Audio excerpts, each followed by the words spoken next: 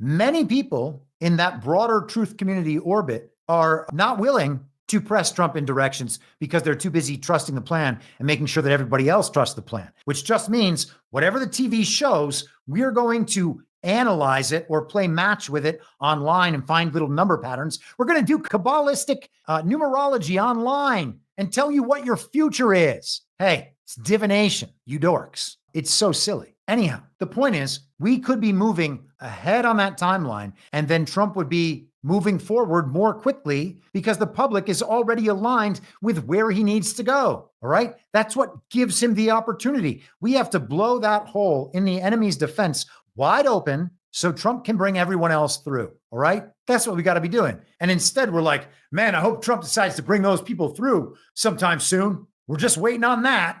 You're just waiting on the entire project to be finished before you think about maybe you got to do something on your own. Really?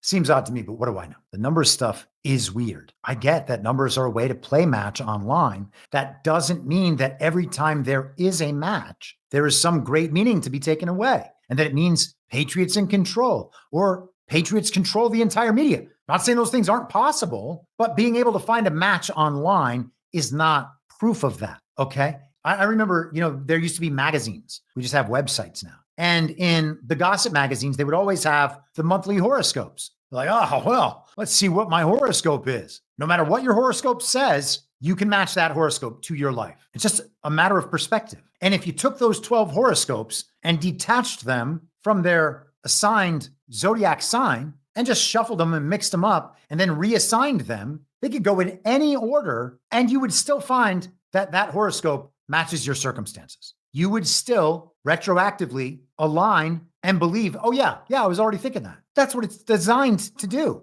okay? And if you can find a match with the meaning detached, just the same as you can find a match that implies a meaning, well, then you've actually found nothing. And analyzing things in a narrative basis, and a real world basis, and a moral basis is eminently more sensible. In fact, it's the only valuable thing. The playing the match is not valuable at all. Sooner or later, it's going to be one of these things. And people are like, well, why are you being mean to the people playing match and decoding? I'm not being mean. I'm saying that is a clear waste of time. Do we want to spend all our life on all the wastes of time that exist within the political oeuvre of America? I don't want to do that. That's why I don't spend time chasing every rabbit hole that they form in some ridiculous info ops story that people pay attention to for a day or 2 days. They waste all their time on it for 3 days and then never think about that issue ever again because it wasn't important to begin with. It had no potential to be important in the future, all right? It was never important at any time. Why would we spend our days chasing down a rabbit hole on a story like that?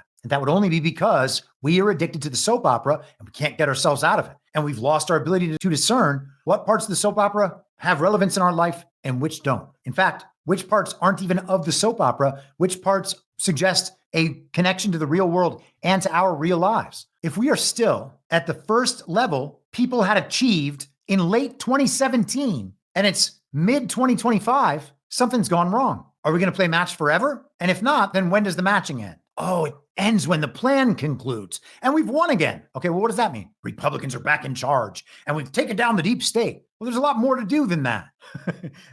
At some point, we're going to have to move past this into just real life as we understand it in this new reality, which is the only reality we've ever known, minus the abstraction layer of that false reality over it. I still have the same opinions on the Q-op that I had when I wrote a story about reality over 3 years ago, which is it's a very important info op. I don't know who released that info op. Trump signals to that info op. I'm convinced by those proofs. It doesn't suggest the meaning of the match, except that Trump is publicly recognizing the info op. Could he do that with an enemy info op? Yes. And I've already cited multiple examples of him potentially doing that in today's episode. So it's entirely possible that he can be giving nods and hat tips to that op just to make people think about that op and the information it brings in a different way that is committed to Donald Trump rather than subversive of Donald Trump. But we can't recognize that if all we care about is the matches. The info op is a good info op or bad info op in its initial intent.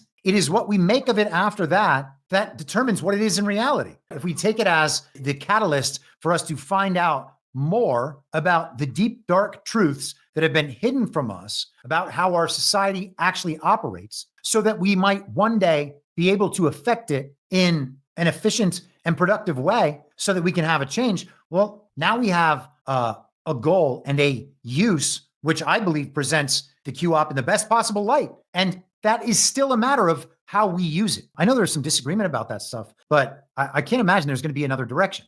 Sooner or later, the cycle must end unless it's PSYOPs for all time.